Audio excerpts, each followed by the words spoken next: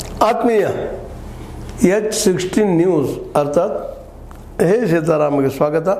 ನಾನು ನಿಮ್ಮವ MI Mallappa ಜೋತವರು. Israel Iran ಅಂದ ತಕ್ಷಣ ಸಾಕು ಯುದ್ಧಗಳು ಬಂದು ಕನವು ನಿಲ್ತಾ ಇದ್ದಾವೆ. ಯಾರು ಗೆಲ್ಲಬಲ್ಲರು, ಯಾರು ಸೋಲಬಲ್ಲರು, ಪರಿಸ್ಥಿತಿ ಏನು ಅನ್ನುವಂಥದ್ದು. ಯಾಕಂದರೆ ಆರಂಭದಲ್ಲೇ ಇಸ್ರೇಲ್ ಗೆಲ್ಲದಂಥ ಒಂದು ವಾತಾವರಣ ಇತ್ತು.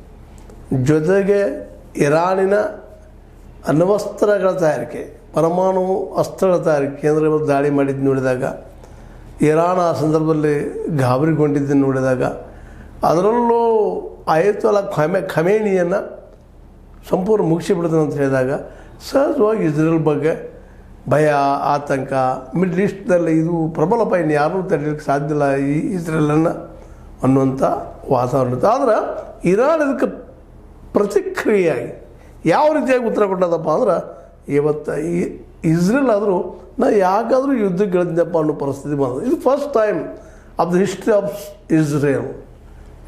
ಪ್ರಥಮ ಸಲ ಹಿನ್ನಡೆ ಆಗುವಂಥ ಎಲ್ಲ ಸಾಧ್ಯಗಳು ಕಾಣ್ತಾ ಇದ್ದಾವೆ.